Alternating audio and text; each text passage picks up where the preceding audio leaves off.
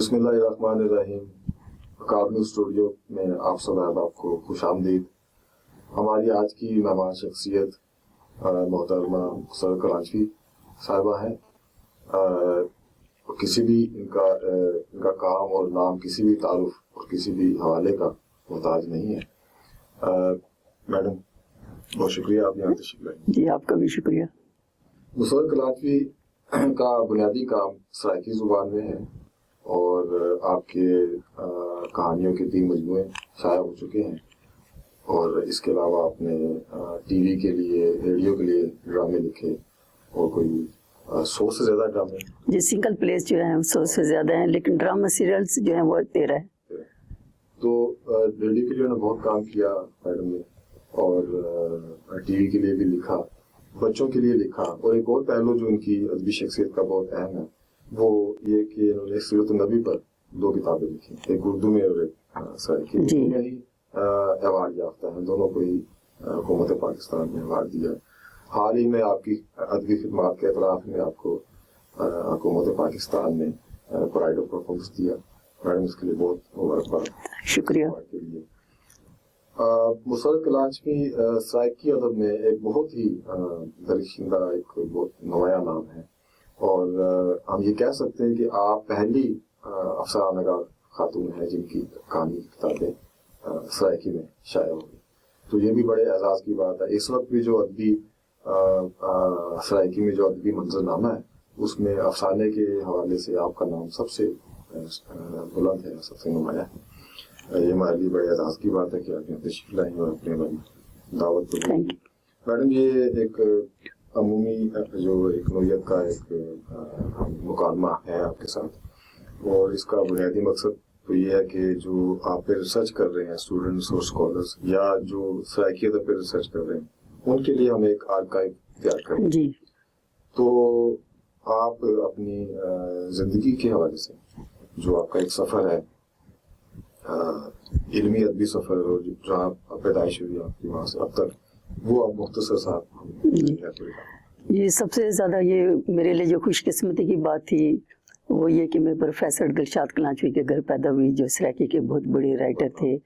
उनकी 70 किताबें और बहुत ज़्यादा आज़ाज़ात हैं। तो ज़ाहिर है कि मुझे इल्मी अदबी माहौल जो है वो अपने घर से ही मिल गया और मुझे शुरू से ही मेरे वालिद साहब जो थे वो बच्चों के रिसाले ला कर देते थे और मैं वो पढ़ती थी। और 5वीं जमात में मैंने फिर खुद एक कहानी लिखकर भेजी जो इमरोज़ के अदबी सफ़े पर छप गई। तो मेरे वालिद साहब ने जब वो पढ़ी तो वो बहुत ज़्यादा खुश हुए और उन्होंने मुझे इनकरेज किया और फिर मैंने बच्चों के रिसालों के लिए लिखना शुरू कर दिया। और मैट्रिक में जब मैं थी तो फिर मैंने अफसाने लिखने शुरू किए उर्दू में। उस वक्त में सराइकी में ज़ाहिर है कि इतना काम नहीं हो रहा था। तो जब मैं कॉलेज में आई हूँ तो मेरे वालिद साहब ने मुझे कहा कि बेटा ये उर्दू में तो बहुत ज़्यादा काम हो रहा है और सराइकी में इतना काम नहीं हो रहा और हम सराइकी हैं तो ये हमारी ज़ुबान का हक बनता है कि हम सराइकी में लिखें, तुम उसमें लिखो, अपनी ज़ुबान में लिखो। तो फिर मैंने सराइकी में अफसाने लिखने शुरू कर दिए और ये मेरा जो था ऊंची धरती जी का आसमान, इस किताब का नाम था जो अफसानों की किताब थी और ये सराइकी में सबसे पहला मजमुआ था जो अफसानों का छपा। ये तकरीबन ये 75 की बात है। वो एज क्या थी आप? उस वक्त 19 ईयर की थी मैं। टीन एज में थी, यानी मेरी टीन एज के लिखे हुए अफसाने हैं। फिर उसके बाद ये था कि उन्हीं दिनों में ही रेडियो पाकिस्तान भावलपुर का आगाज़ हुआ। तो वहाँ पर फिर मैं एज़ राइटर भी और एज़ कंपेयर अनाउंसर मेरा तारुफ हुआ और मेरा लिखा हुआ सबसे पहला फीचर जो है वो रेडियो पाकिस्तान भावलपुर से नशर हुआ। वो भावलपुर से नशर होने वाला भी सबसे पहला फीचर था जिसका नाम था पेकियां दी नुकरानी। उसके बाद जो है वो मैंने अदबी प्रोग्रामों के लिए भी लिखना शुरू किया। फिर जैसे मैंने आपको बताया ना कि जो मेरी पहली किताब है वो मेरी स्टूडेंट लाइफ थी और घर तक में महदूद थी। तो उसमें ज़्यादातर मैंने घरेलू जो इश्यूज़ होते हैं उस पर लिखा है, ख़वातीन के हवाले से भी मैंने लिखा है। फिर जो मेरी दूसरी किताब है लुखन कनादियाँ वालियाँ, तो वो छपी थी 86 में। उसमें मेरे मौज़ूआत बहुत वसी हैं। एक तो ये हुआ कि रेडियो पर आने की वजह से बड़े राइटर से मेरा मिलने का इत्तेफाक हुआ और प्रोड्यूसर्स ने मुझे बहुत गाइड किया जो हमारे वक्त में थे वहाँ पर। तो मैं ये समझती हूँ कि मेरे जो अगली किताबें हैं उनके मौज़ूआत सिर्फ़ ख़वातीन के हवाले से नहीं हैं या घरेलू माहौल के बारे में या घरेलू मसाइल के बारे में नहीं है, बल्कि वो उनके मौज़ूआत ज़्यादातर वसी हो गए थे, जो हम जिनको मुल्की सतह के मसाइल भी कह सकते हैं, आलमी सतह के मसाइल भी कह सकते हैं। और इस तरह से फिर मेरी जो तीसरी किताब आई है अफसानों की, उसका नाम है थल मारूदा पेंडा, वो 2004 में आई थी। तो इस तरह से मेरा ड्रामे जो है वो उसके लिए मेरी बेस रेडियो पाकिस्तान भावलपुर की है कि वहाँ पर मैंने बहुत ज़्यादा ड्रामे लिखे और मुझे बहुत इनकरेज किया गया। फिर मेरी शादी हुई, वो सहाफ़ी हैं असलम मलिक, उनके साथ मेरी शादी हुई 85 में। तो जब मैं लाहौर में आई तो ऐसा हुआ कि मेरे एक अफसाने का ड्रामाई तश्कील की आरिफ वकार साहब ने। तो उसके बाद मेरा यहाँ पर जाना हुआ PTV लाहौर पर, तो वहाँ पर स्क्रिप्ट एडिटर थे ज़ुहरुल हक साहब। तो उन्होंने मुझे ये कहा कि आपकी अफसाना जो ड्रामाई तश्कील हुई है, और वो लोकेल भी सारी भावलपुर की थी, उन्होंने रिकॉर्डिंग भी भावलपुर में, एक रिक्शे वाले की कहानी थी वो।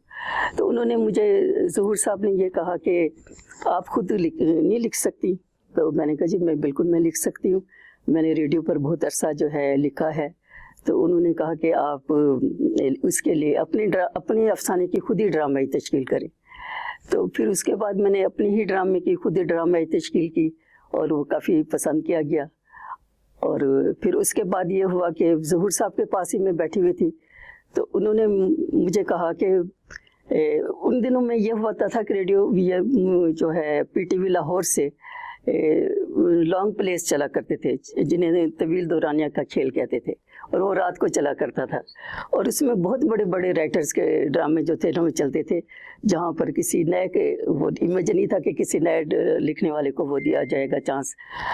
तो ज़ुहूर साहब ने मुझे ये कहा कि किसी बहुत बड़े राइटर का आना था ड्रामा और स्क्रिप्ट आना था, लेकिन उन्हें अचानक मुल्क से बाहर जाना पड़ गया।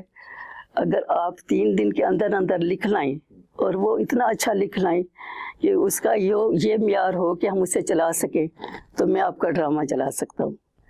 तो फिर ये था कि घर आकर मैंने कॉलेज से छुट्टी ली, प्रोफेसर थी मैं कॉलेज में, तो मैंने छुट्टी ली। 3 दिन के अंदर अंदर मैंने वो ड्रामा दिन रात बैठकर लिखा। आइडिया मैंने डिस्कस कर लिया था ज़ुहूर साहब से कि एक मेरा है ये आइडिया, तो उन्होंने अप्रिशिएट किया। तो वो ड्रामा जब मैं लिख कर गई तो उन्होंने नुसरत ठाकुर साहब को दिया वो ड्रामा। नुसरत ठाकुर साहब पहले तो कहने लगे कि भी मैं नई राइटर है तो मैं कैसे ये चलाऊंगी, तो बहुत सीनियर लोगों का हम चलाते हैं। लेकिन जब उन्होंने स्क्रिप्ट पढ़ा तो मुतमईन हो गया। तो उसको वो मुनशियात के हवाले से था, जो नौजवान मुनशियात में किस तरह से वो फंस जाते हैं और उनको किस तरह से हेल्प नहीं मिलती लोगों की कि वो निकल सके इसमें से, ये मौजूद था। तो वो मेरा ड्रामा बहुत हिट हुआ और उसके बाद आप यूँ समझेंगे मेरे लिए TV ड्रामा का रास्ता खुल गया। फिर मेरे ड्रामा सीरियल जो हैं वो चलने लगे और तकरीबन 3 ड्रामा सीरियल मैंने ये प्राइवेट लिखे हैं और बाकी 10 हैं वो PTV लाहौर से चले हैं। तो इस तरह से नहीं, मैंने 3 ज़बानों में लिखा है। एक मेरा ड्रामा सीरियल था बूहे ते बारे, वो पंजाबी में था, और एक सराकी ड्रामा सीरियल था पारत, जो लाहौर से चलने वाला सबसे पहला सराकी ड्रामा सीरियल था, वो चला। और बाकी जो हैं वो सारे उर्दू थे। मैडम, एक आपकी जो अदबी शख्सियत का एक पहलू जिसका मैं अभी जिक्र कर रहा था, वो सीरत नबी पर आपने जी अच्छा क्या महत्व? अच्छा, उसका ये था कि मैं तारीख़ इस्लाम की प्रोफेसर हूँ। वैसे तो हिस्ट्री में था, लेकिन मुझे ये हिस्ट्री में तारीख़ इस्लाम पढ़ाना ज़्यादा पसंद था। तो अब ऐसा था कि मुझे शोहरत भी मिल चुकी थी और बहुत लोग मेरी रिस्पेक्ट भी करते थे और मेरा एक नाम लिटरेचर में बन गया था। तो एक दफ़ा मुझे ऐसे ख्याल आ रहा था कि अल्लाह ताला का मुझे शुक्र अदा करना चाहिए, जितना भी मैं शुक्र अदा करूं कम है, लेकिन मैं उस शुक्राने को किस तरह से पेश कर सकती हूं अपनी कलम से। तो फिर मेरे जहन में ये आया था कि मैं अल्लाह ताला की जो महबूब शख्सियत है, सबसे बड़ी शख्सियत है पूरी कायनात की, तो हजूर करीम सल्लल्लाहु अलैहि वसल्लम की उनकी सीरत के बारे में लिखूं। तो जब मैंने सीरत के बारे में लिखने का सोचा तो मुझे ये लगा कि इतने बड़े बड़े आलिम हैं और इतने बड़े बड़े उलमा हैं, तो उनकी किताबों के आगे तो मैं इतना ज़्यादा अच्छा नहीं लिख सकूंगी, तो मुझे कैसा लिखना चाहिए। तो उस वक्त फिर मेरे जहन में आया कि मैं उसको ना अदबी रंग में लिखूं।